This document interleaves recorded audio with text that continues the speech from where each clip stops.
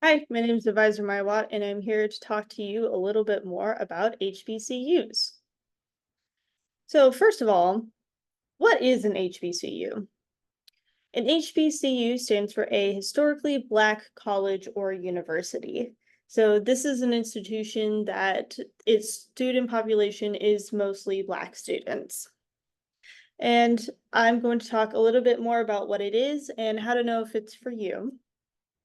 So for one, we'll get into the history of things. One of the first African Americans to be admitted to a college in the United States was a man by the name of John Chavez, excuse me for mispronouncing it. So he was admitted in 1799, first African American to go to a United States college. Now, a lot more institutions start popping up aimed at educating African Americans, specifically those who were enslaved and are now freed. So, specifically, one of the first ones we know about that is still actually around today, sprung up as early as 1837, meaning it was able to function in spite of the fact that um, let me see if I can phrase this correctly. So it was able to function in spite of the fact that it was established 26 years before the Emancipation Proclamation, i.e., there were still many enslaved people around at this time. So having an institution that is based on providing education to African Americans, this is like an extremely controversial, super difficult thing to pull off. Very, very impressive.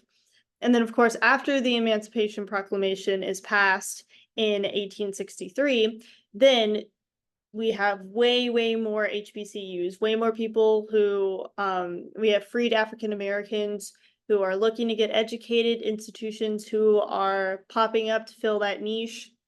That seems a little inappropriate. But we have people who are coming in to help them. We have institutions that are coming up to help educate African Americans. So that's a little bit more about HBCUs, what they are in their history. And another thing that I want to bring up right now is something called the 107. The 107 is dedicated to sharing information about HBCUs, and it is named as such because it shows that there are only 107 institutions in the United States that are classified as being HBCUs. Now, I work in around the Kansas City metro area, so I feel that it is interesting to note HBCUs both in Kansas and in Missouri. There are none currently listed by the 107 in Kansas, but there are two in Missouri. Those two are Harris-Stowe and Lincoln University. And if you're thinking that you may be interested in attending an HBCU, there are a few factors that I would like to let you think about. For one, the student experience is a reason that a lot of people go to HBCUs. They want to be around peers with similar backgrounds, and they also have a better sense of community and a safety on campus. Another good thing about HBCUs is their classes. So unlike other public or private universities that are primarily have a student base that is mostly white, the classes are directed at Black students and therefore will appeal to an interest in Black history, Black culture, and Black diaspora. So these are classes that can actually tell you a little bit more about who you were and all of the people who came before you, stuff that you're not going to hear when you go to an institution that is mostly based in providing education solely for white people or mostly for white people. Another good thing about HBCUs is that they have a really strong alumni association or alumni programs.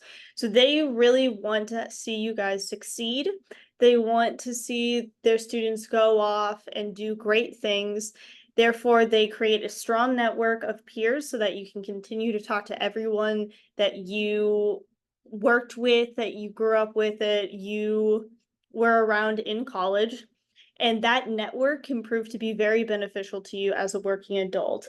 Now you've got these connections. If you're looking for a job, you know someone else who could help make that connection.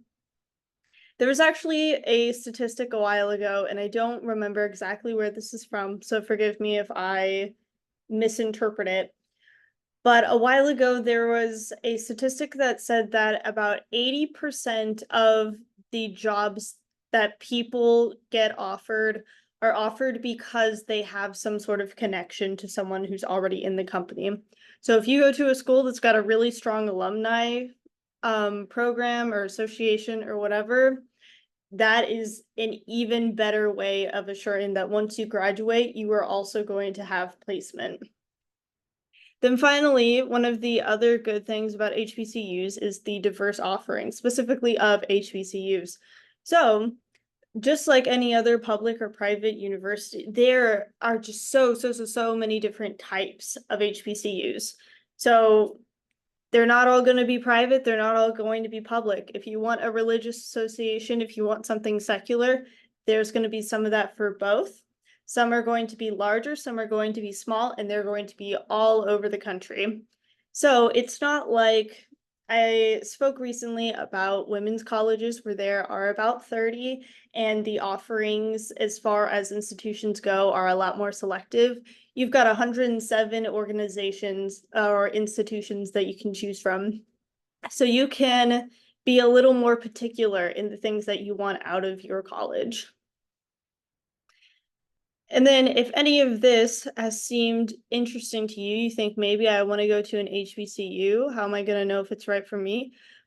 Go and visit. All you have to do is do a little bit of your own research, see if there's a college that appeals to you, and if you can, go and visit them. I think going to visit a college is always the best thing that you can do for deciding whether or not you will fit in there. The easiest way to see yourself on campus is to actually place yourself there and say, is this somewhere that I think I can find a community and really fit in with, or should I maybe continue looking? So this was a little bit of a shorter topic, but hopefully it was still at least a little bit beneficial to you. If you've been thinking about going to an HBCU, maybe this has jogged your memory a little bit more. You've been thinking a little bit more about it and has given you a little bit more to consider. And now you know that you can go to the 107 and look up many other HBCUs if you just want a list of colleges, and you can do some more research. So that's all I've got for you today. Thanks and bye.